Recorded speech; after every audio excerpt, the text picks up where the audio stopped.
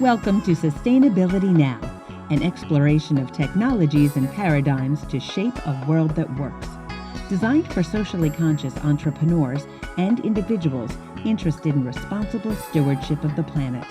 Sustainability Now covers food, energy, housing, water, waste, health, economics, and consciousness. Welcome to your community, Sustainability Now, with your host, Mira Rubin.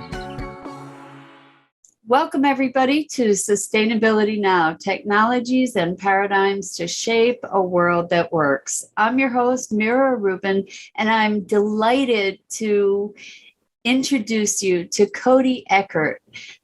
Since 2019, Cody has served as the Director of Global Operations for MUN Impact, a global nonprofit committed to empowering youth to take action on achieving the Sustainable Development Goals of the United Nations. In recent years, Cody has managed logistics for the Qatar Leadership Conference in Doha, the Global Public Policy Network Conference in Singapore, and an international trade exposition in Chongqing, China. In 2017 and 2018, he was invited by the United Nations Office on Drugs and Crime to participate in 2 expert group meetings in Vienna for his expertise on best practices in international education. And he's currently a representative to the UN Department of Global Communications. Additionally, Cody has lived and worked in New Zealand, India, Indonesia, and Hawaii. Cody, you are truly a global ambassador. It's such a delight to have you here with us today. Welcome.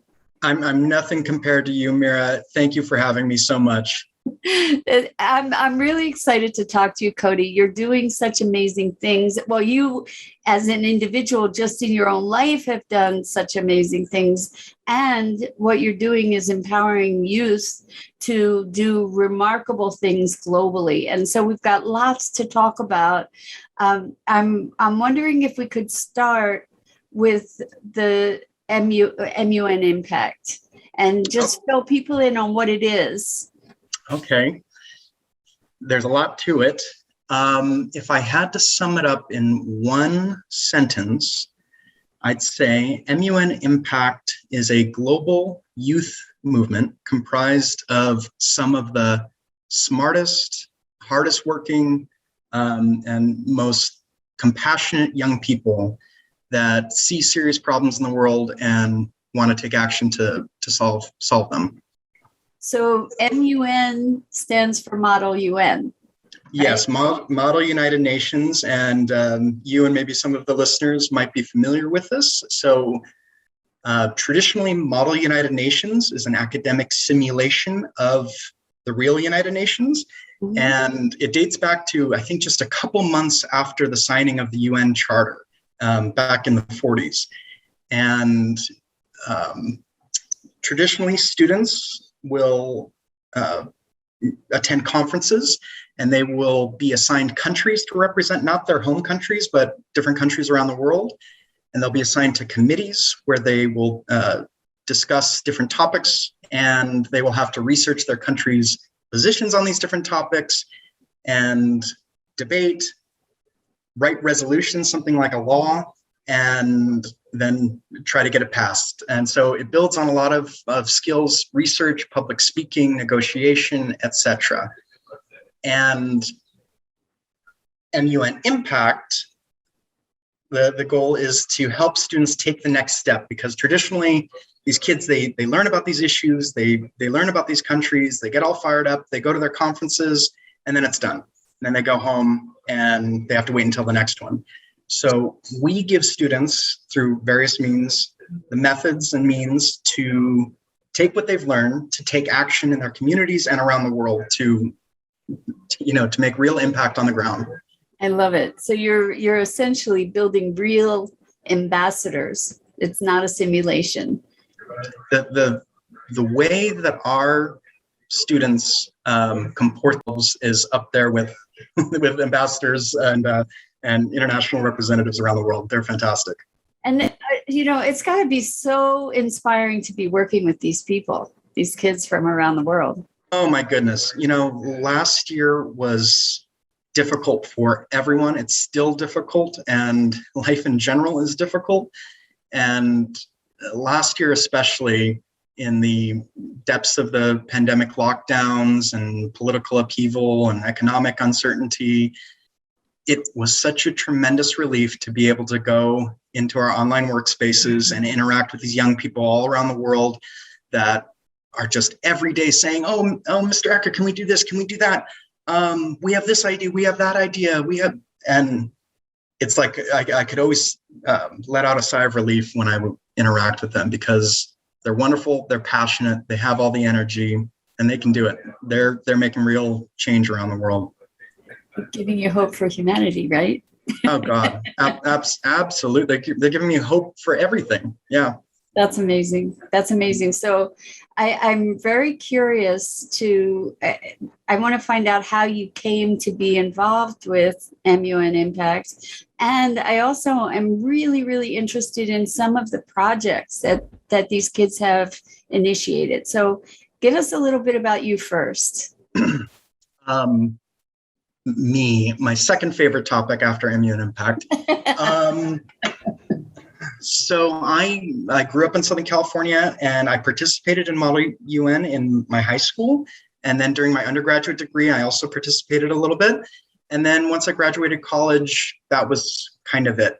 And I thought my MUN days were behind me. One of my best friends, he was always super passionate about MUN, and he actually started his own MUN consulting business. And yes, that is a thing. Why? What is it? Why a thing? Teaching kids how to do MUN better, with their research, speech making, negotiation skills, etc. And there's a huge, expansive, we call it the MUniverse, the MUN universe. Okay. And we estimate the number that we have is that there are 500,000 current active participants in the program, but the number has to be a lot more than that around the world. It's just hard to get data, because there isn't one single MUN authority, and because it's not an organization. Model United Nations isn't an organization; it's an activity. So one of my friends started this business. Our group of friends from high school thought he was crazy. He ended up doing very well for himself. And in 2015, I had recently moved to Washington, D.C., and I was between jobs. And he called me up at midnight one night, and he said, "Hey, man, would you want to go work in Qatar for a couple months?" I said, "What? What's the deal?" And so he started telling me about this organization in Qatar called MUN Qatar, and they needed some last-minute help running their Qatar Leadership Conference. And by 1 o'clock in the morning, I was on the phone with their executive director, and at the time, Lisa Martin. And she is now the executive director for MUN Impact. And she, after a short conversation, she said, "You sound awesome. When can you be out?" And I said, "I'm not doing anything tomorrow." And so by the end of the week, I was on a flight to Doha. I was there about 2 months. I helped in the preparations and logistics for this Qatar Leadership Conference. And at this conference, I was blown away, because I was still stuck in the mindset that MUN is this role-playing academic simulation. And at the Qatar Leadership Conference, I saw these kids from around the world being given the platform to present on what they were passionate about and what they were doing to solve these world problems. And I met some fantastic young people, some lasting connections that I made on that first trip to Doha. I met a group from Afghanistan, and they started Hope for Education and Leadership in Afghanistan, HELA. And they started out with nothing, and now they are first the definitive source of Model United Nations in Afghanistan. They've had thousands and thousands of students go through their programs. They run a women's empowerment program to help young Afghan women learn skills and build confidence and other things to work in that society. I met a young lady named Salam Kadan, and she is an Israeli Muslim, which is very rare. And she started this, yeah. And she started the Salam Center for Peace. It was a peace center for the Arab-Israeli conflict resolution. And I could go on and on and on and on and on. And I was just blown away. And it was like, I don't know if it's a paradigm shift or I just had my cages rattled. And I was like, whoa, MUN isn't just a academic role-playing simulation. That's like the starting point, but it can be so much more than that. And I don't know how much. So I after that, I'm blown away. I wonder, how old are these kids? The students we serve are middle school, high school, and university students. They range from about 11 to 22, 23, 24 years old. There is MUN available for all ages. There are for young children, middle school, high school, university. It is primarily like the bread and butter of global MUN is our high school students, and second are university students, but it's a global youth phenomenon. So how do kids get involved with MUN? If there's not an MUN program at their schools, how would they be able to get involved? So there's lots of different ways, but so tying it back to MUN Impact, MUN Impact was founded by our executive director, Lisa Martin, in 2011 as Online Model United Nations, because she saw all of these disparate networks of kids around the world that maybe didn't have access, that couldn't participate in traditional MUN. And she said, we can do this online. We can do this through video conferencing. All the procedures, the whole activity can be done online and for free to participants. And that has allowed countless young people around the world to participate in these kinds of programs, because going to traditional MUN programs, to go to a conference is pricey. I was lucky I came from a family that could afford it, but there's travel expenses. Usually you wear suit and tie. There's delegate fees, conference fees, et cetera, et cetera. It can be a couple $100 to send your kid to one MUN conference, but in the online format, the only barrier to entry is access to the internet, which can be troublesome in some situations. But kids can do MUN in their pajamas while they're eating a bowl of Cheerios. And so she started that in 2011, and it grew and grew and grew over the years. In 2018, it was rebranded as MUN Impact, and Online Model United Nations, OMAN, was a program of MUN Impact. And basically, it was the first online MUN platform and the only online MUN program, and basically until the outbreak of the pandemic.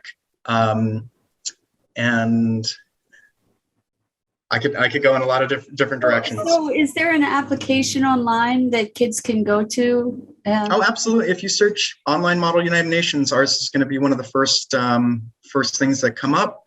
You can also search MUN Impact and a lot of different things. Okay.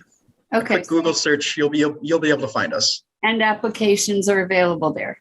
Yes. Beautiful. So you said that there are 500,000 global representatives now involved? It is very difficult to get the numbers, because a lot of schools, and especially in a lot of countries around the world, it's hard to get the accurate a number as of today.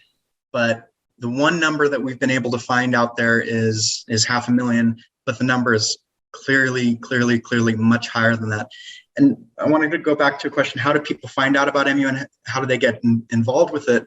So MUN Impact, MUN is like the starting point, but our real main mission is to help young people take action to achieve the SDGs, the Sustainable Development Goals.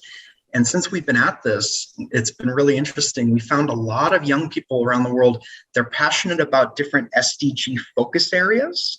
They'll see, they'll be all fired up about climate change or animal poaching or gender equality or income inequality, et cetera.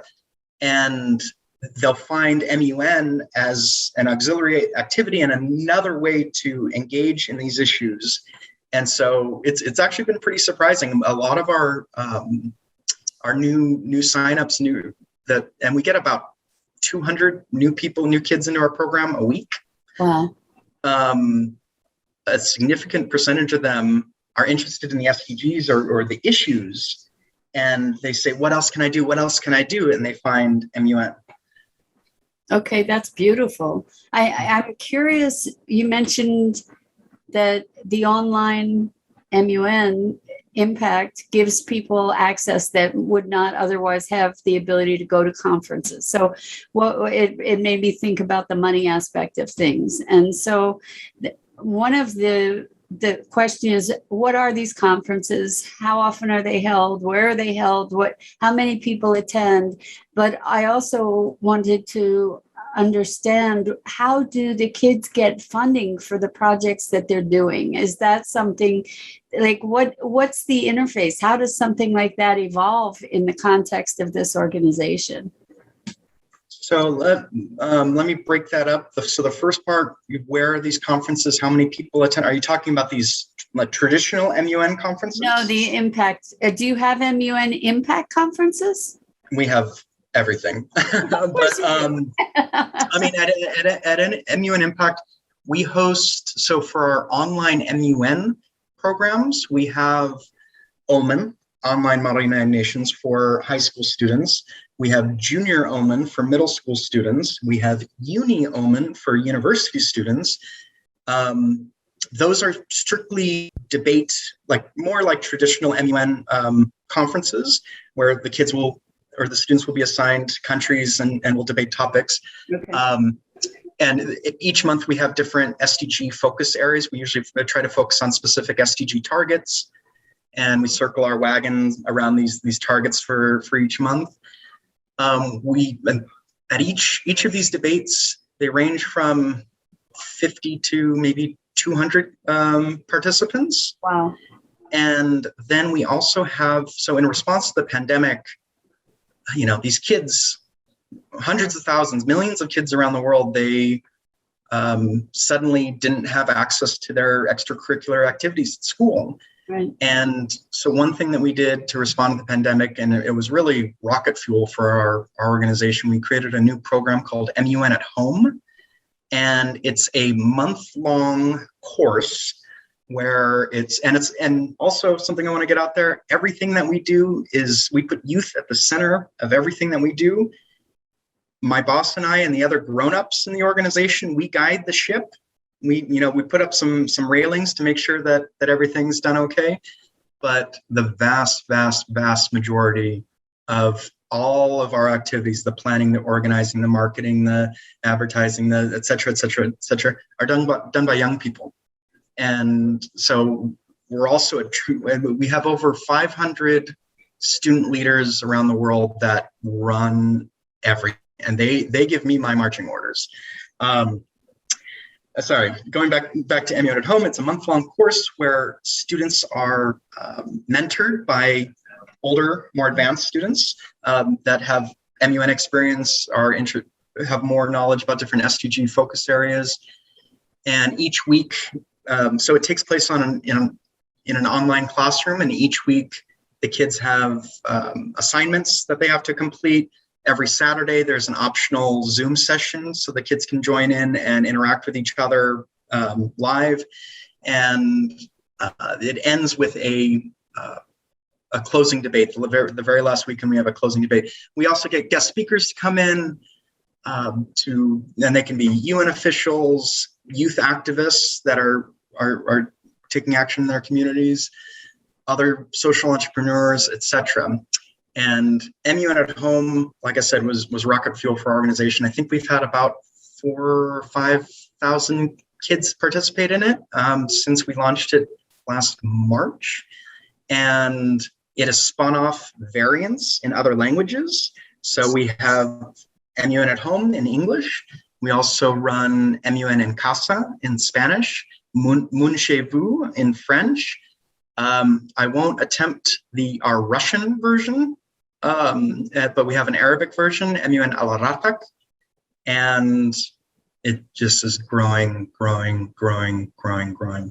The thing that is so exciting to me about this is that all these kids are getting global exposure. They're getting exposure to other cultures, and my imagining is that it's breaking down all kinds of prejudice and preconceptions by people engaging with each other. I want to know what you've seen around that. I've seen magic, you know. Some of the things that I witnessed from our kids, sometimes I feel like you can't even make this up because they're just so darn wonderful.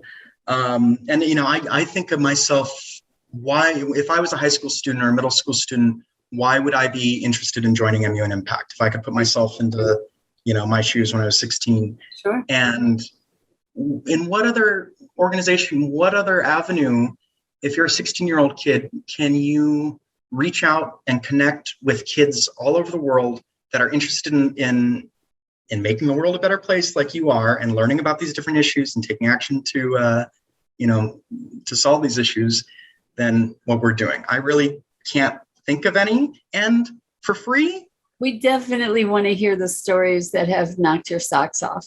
Oh, God. Well, just yesterday, for MUN at Home, we had a guest speaker session where a youth nonprofit, I think they're all high school students, or I think there might be a few university students. They they started their own organization called Education for All. And how it started, I believe, Education for All, people, please don't chastise me for getting the dates wrong, but they went to Ningxia, China a couple of years ago. Have you ever heard of Ningxia, China? No.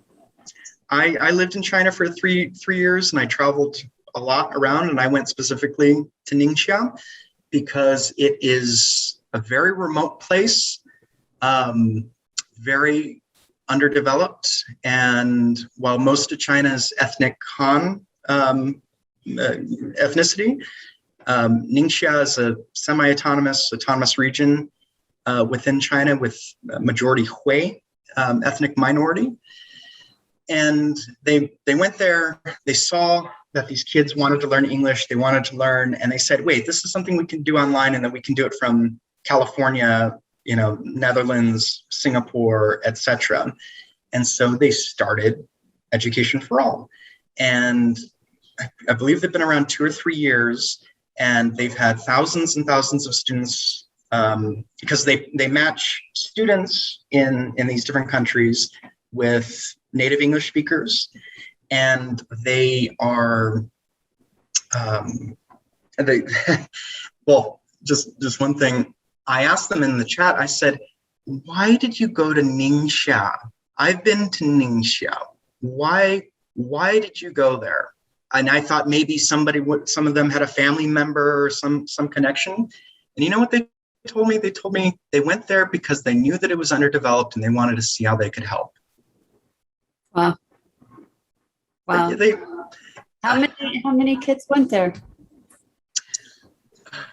I believe the first group was small, and it's grown since then, and they've expanded into different countries. I believe they operate in India and Bangladesh and some other places.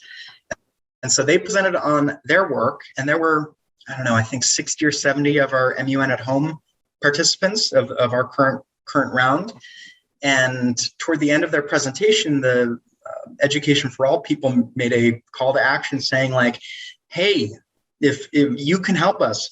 And the kids just went nuts with questions, like saying, oh, I'm not a native English speaker, but my English is pretty good. Can I help?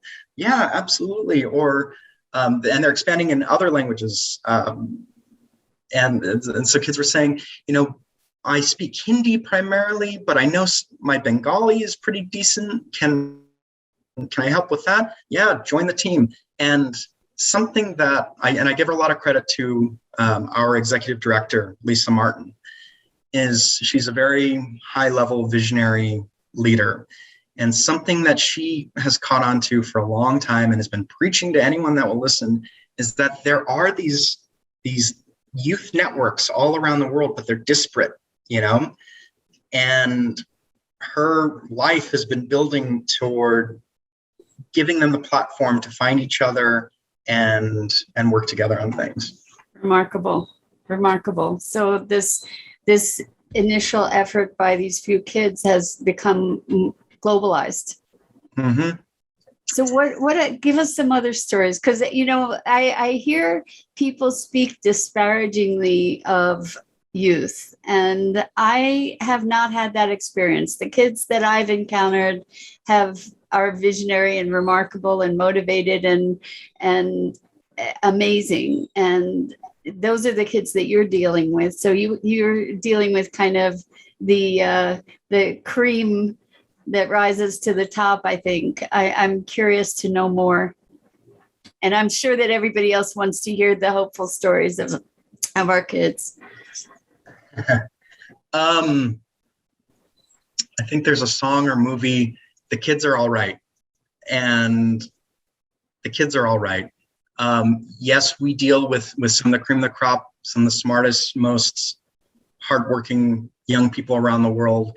But there is this global culture, global youth culture, global youth consciousness. I don't know how big of a TikToker you are, Mira, but the social media, the social media TikTok, it's an app where users can upload little videos.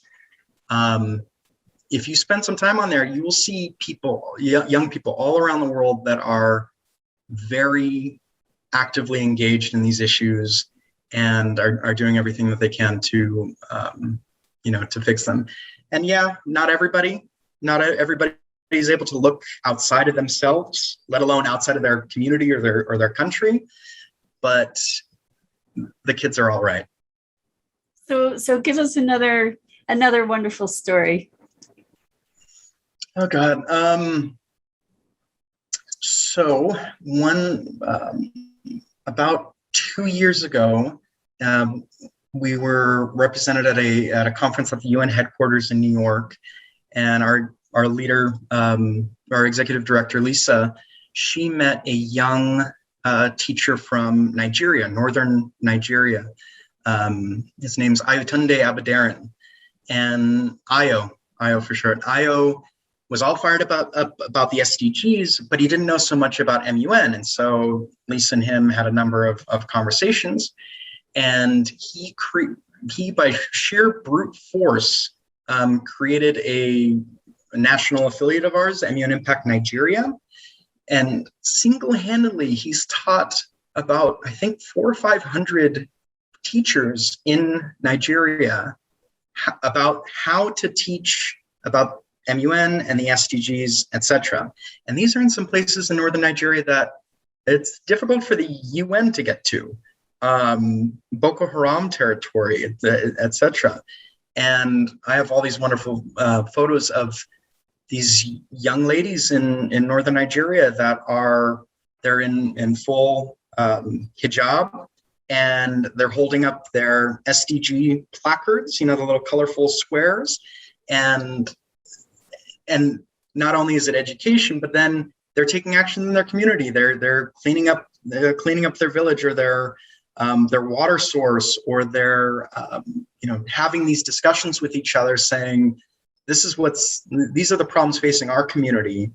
What can we do to improve them? You told me a story about one young woman who started a library. That was a young lady that we met in Qatar years ago, and she was fed up that her village or her area didn't have a library. And I believe she was like 14 or 15 at the time. And she said, I'm going to build a library. And she raised funds, got books donated, got a structure built, and built a library in Ethiopia. And since then, I believe she's built 30 or 40 across the country. It's remarkable. So this brings us back around to my question of earlier is funding.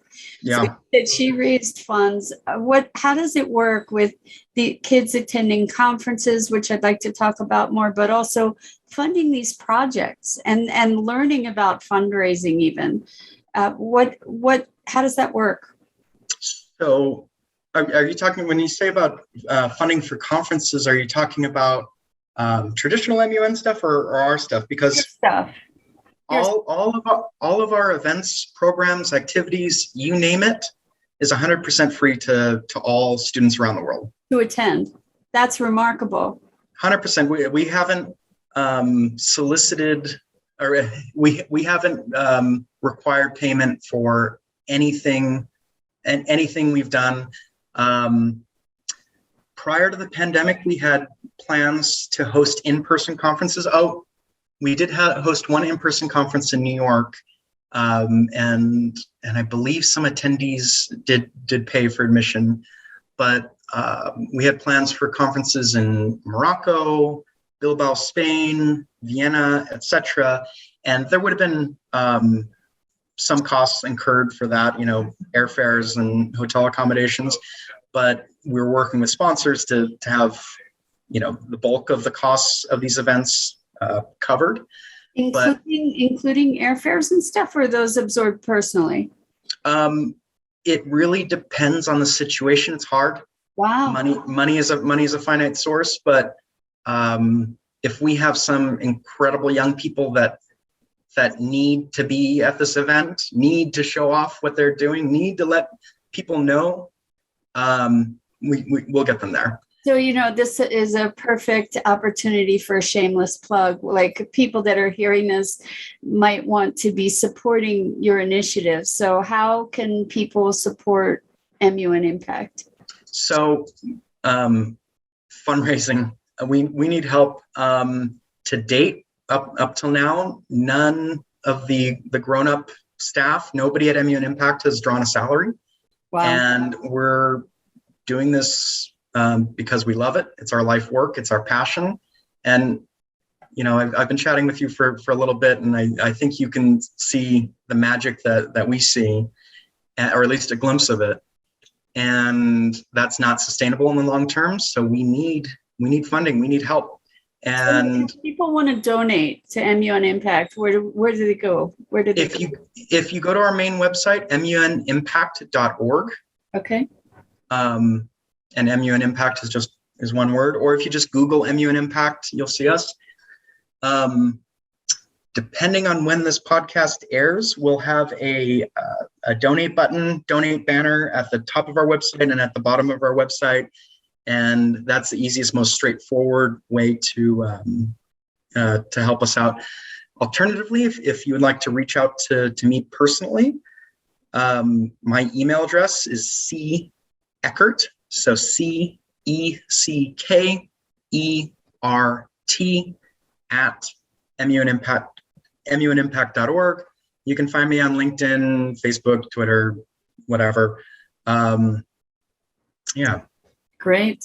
And we would really appreciate any support that this audience could give us. If you believe in the work we're doing, then we welcome your support. And the thing is, we're not an idea in chasing money.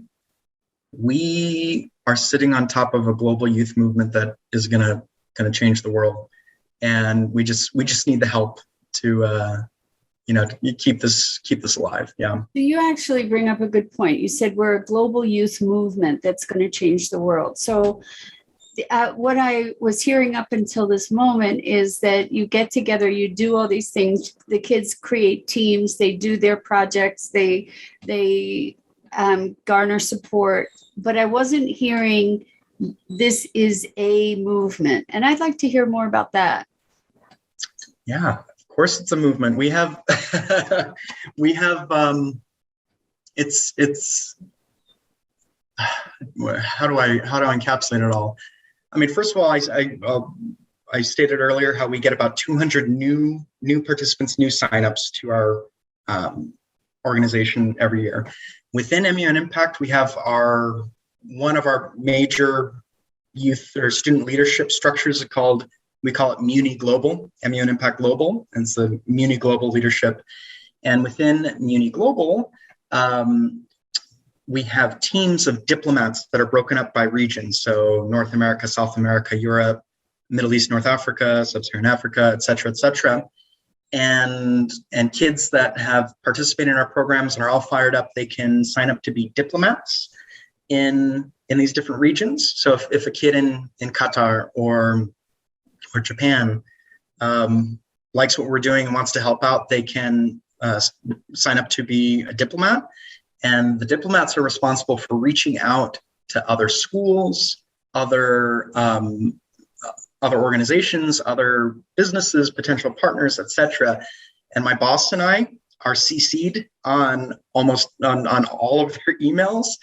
And every morning when I wake up, there's easily 100 emails from these kids going out, and it's snowballing. At this point, the train is out of the station. For a long time, we said we were, building a plane as it was taking off, and we're at 50,000 feet, and it's big, and it's a lot. So what? I have an inkling of what it might be, but what would you state is the mission statement for the global movement? I mean, I'll paraphrase the one that we use on our website. We're very committed to the Sustainable Development Goals, the UN and the SDGs. They're what we circle our wagon around, and we support the United Nations. We support and want to do everything we can to achieve the SDGs. So our mission is to empower young people to take action to achieve the SDGs. Beautiful.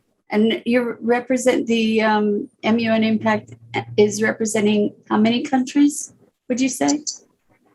So in the last year, our community, I'll give some other numbers. In the last year, our community grew by over 2,000%. We had over 25,000 kids participate in all of our different programs, activities, events. From approximately, since we get, I just looked at my email, I think we've gotten 6 or 7 new signups to our programs just since we've been recording this podcast. So I would have to check the data, but I checked about a week ago, and so we've served students in 167 countries so far. So what about adults that want to get involved with you guys? What about what is there room? Yes, of course. We are growing in so fast and in so many directions. Yeah, we need help. We need so I'm Director of Global Operations, and I handle a lot of our back end logistics, nitty gritty stuff. I need help with technology, database management, marketing, search engine optimization, and also, I discussed how the students, our youth leaders, are the ones who do the vast majority of the work of planning, organizing our activities. One thing that has always been a part of the vision for MUN Impact is that being a leader in MUN Impact is a learning activity in and of itself. And so if a kid is interested about graphic design, they're going to learn how to become a great graphic designer through MUN Impact. And so we need help from graphic designers that are willing to volunteer a little bit. And we're totally flexible, if it's 1 hour a month or 1 hour a week, whatever, but to meet with our kids, give some tips, drop some knowledge, help guide them. And so, yes, there's lots of room for grownups at MUN Impact. And partners, collaborators, etc. Beautiful. And so what, I think you had said something about poaching. Yeah. And I'm such a big animal lover. I'm curious about that. What's going on there So with the initiatives that you guys are putting together? I wish I had it pulled up, but so SDG, I believe 15 is life on land, and there are targets, and there are targets related to poaching. And a lot of our students, especially in countries where poaching exists in large scale, in sub-Saharan Africa, East and Southeast Asia, etc. Yeah, a lot of us are animal lovers, and kids especially, and they have been a good number have been fired up about it. Prior to the pandemic, we had the beginnings of a plan we had a partner in, I believe, Tanzania that runs their own game reserve, and they're very involved in anti-poaching initiatives. And so also throughout what we do, there's a kind of like a gamification.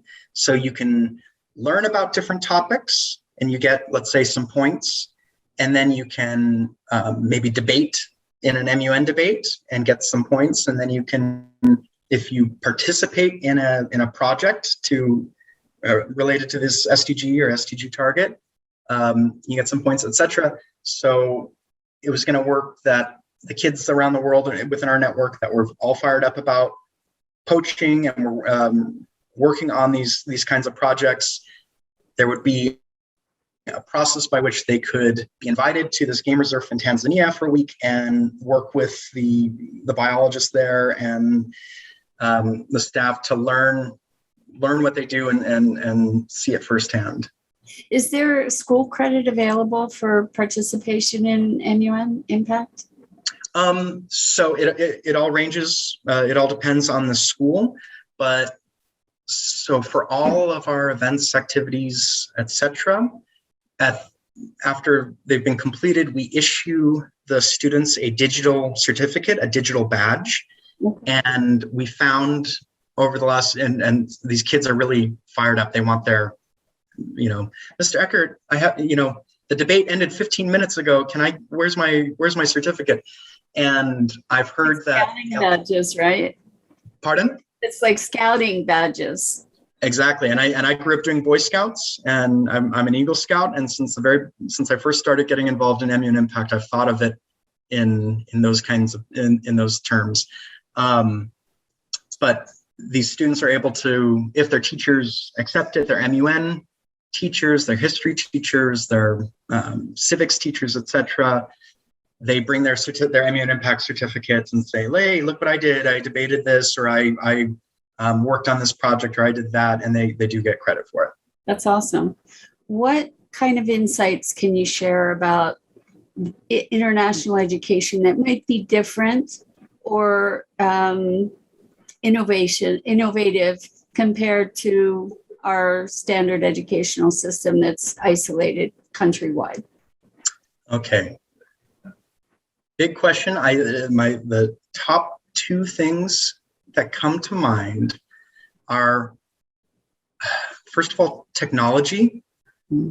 It has changed so much and has made so many, opened so many doors. So I'm a millennial. I'm 35 years old, and I grew up, and my family got our first computer when I think I was in second or third grade, and we got the internet when I was in fifth or sixth grade. And I thought, I'm decent with technology. I'm okay. But I'll spend hours trying to solve some technical issue that I have to deal with, and the kids that I work with, they'll say, "Oh no, you just do this," and they'll be able to do it in 2 seconds.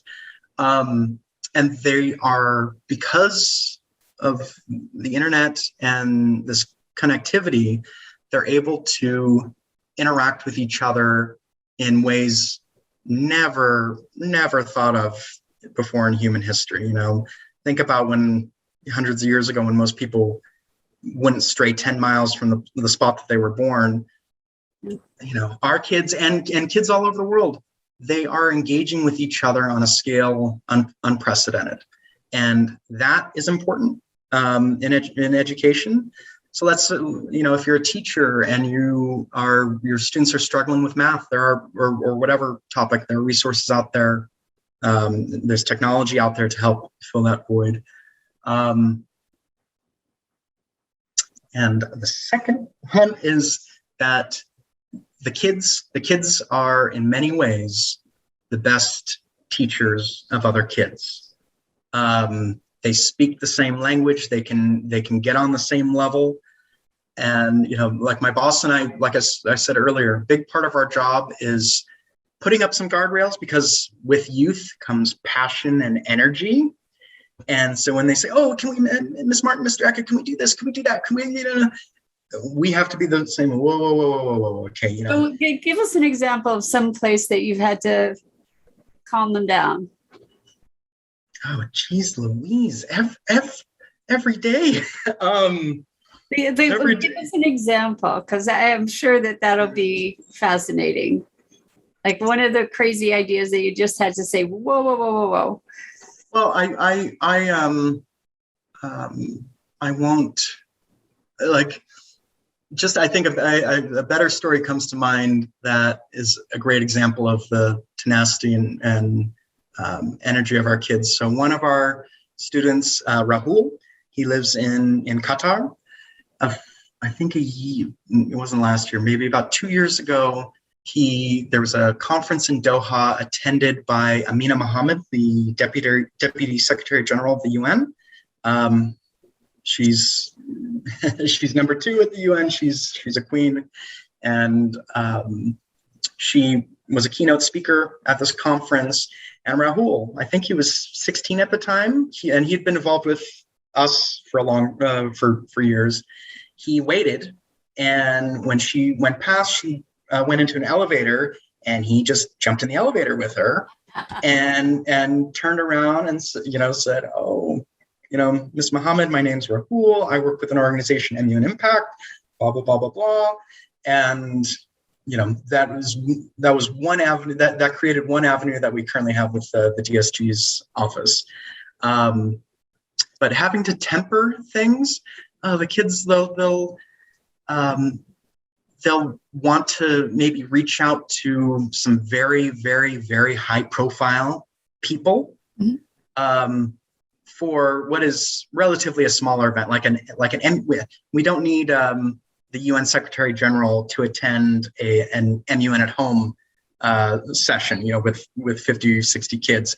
Maybe for our global summits, which we ran 2 last year, and we're going to be running one in September, where we have 2,000-3,000 kids participate. Mr. Secretary General, we'd love to have you attend someday. But things like that. There are some things that you just, you can only learn by age and experience and being through the rigmarole. And that's a big part of what my boss and I and our board of directors and all the other grown-ups on the team have to do. We have to impart our life skills and some of the wisdom exactly but wisdom plus youth energy, it's magic. It's rocket fuel. Exactly. I'm wondering, is there a place that folks can go to see the stories, to learn about the programs that the kids are developing? Where, like, one collective place that people can find out what's going on? With our organization, we have a number of different websites. I would recommend, I'm scrolling through our website right now. I would recommend going to our website, MUNimpact.org, and we produce a monthly magazine, a monthly digital magazine called Community. We do it all. We have talent shows, a choir, a podcast, and etc. Yeah. This is all online pretty much, right? Mm-hmm. Yep. It's just wild. And we have teams of reporters and editors and graphic designers and et cetera, et cetera, et cetera. But I'm quite proud of our monthly magazine community. And I think if somebody reads or, flips through and it's digital, it's an online magazine, but you can flip through it like a normal magazine. You flip through a couple of our issues, you'll see what we're about. You'll see what our kids are doing. And maybe I'm not being humble enough, but you'll be blown away. That's awesome. I don't see any reason for humility in this situation at all. So, I mean, I think that there's something very important about recognizing that we are one global family. And I think that COVID has really helped us to presence ourselves to that in a whole new way. And you said you had a 2,000% growth over the COVID period. And so I'm wondering, like, what's the takeaway from this accelerating connection globally with these kids? What's your takeaway from it? These young people are feeling empowered, heard. They're given the tools, the platform, and the connection to make their aspirations for the world reality. And something so we use an online workspace. So our 500 plus student leaders to work on projects and chat and do different things. Early on, we created a channel, a kudos channel. And at first I was like, I don't know how this is going to go. I thought it was just going to be me and my boss saying like, way to go, guys. But every day there's a number of messages of the kids congratulating each other. Hey, Ray, I sat in on the MUN at home session. You did an awesome job. I never knew about this. And it's all on their own, no prodding, etc. So I don't know if that answered your question fully. I know I've been hammering this question, but I want to get a little bit more substantive answer, if possible. And that is about funding the project. So the girl or the young woman who was building the libraries, obviously she had to get funding. How did her engagement with MUN Impact support her in getting that funding? Like, was it a fundraiser that was a global fundraiser and the other kids participated? Was it something that she did in isolation in her country? How did it work? So I'm not an expert on the full details of that story. Okay. But something that we do in our specifically our summits, and we hosted something a month or two ago called our Global Week of Action, and we host these other events. We've created something called the SDG Sandbox, go play in the sandbox. And and we also have SDG Hubs, another digital space for kids who are really passionate about different SDGs. They come together and they brainstorm projects and ideas for things that they can actually do in their communities. And at our summits, we have these sandbox sessions. And in our closing ceremonies, our closing plenary session, we have a dolphin pool. Think of it like the TV show Shark Tank, but friendly. And they pitch their projects to a panel of experts, and they get feedback and guidance. Since we haven't been able to fund ourselves fully, to date, it hasn't been practical for us to, be, funding these projects individually. But also, at our summits and different things, we run workshops on how to fundraise for your initiative, how to cold email corporate and organizational partners, and how to conduct grassroots crowdfunding campaigns, etc. And in the future, built into our budget from the very beginning, has been a line item for micro grants to these young projects, because like the organization that I mentioned earlier, Hope for Education and Leadership in Afghanistan, $20, 20 US dollars, that's enough paper, pencils, pens, et cetera, for a decent amount of time. And a lot of us don't think twice about spending $20 on, I don't know, a meal. But these things are difficult to get a hold of in some places. And, even a 5-cent pencil, that's not going to be in their budgets. So that's something that has always been part of our vision, is to be more financially supportive of these projects. Yeah. But till now, the best we can do is, give them the tools, connect them, teach them how to go after this funding, how to get what they need. You're talking about the Dolphin Pool. I'm wondering, there's so many people that have a philanthropic interests, and why not have some of those? Do you have those people in the Dolphin Pool where they can say, okay, I'm going to fund this, or why not? If you have a list, I'd be happy to talk with people, because it's just so the biggest pinch. Why not start with the Shark Tank people?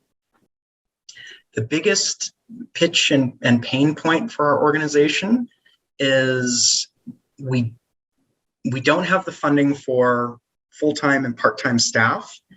And my boss and I, we're the only two grown-ups that are on this full-time. Wow. And we do it 80 hours a week, Wow.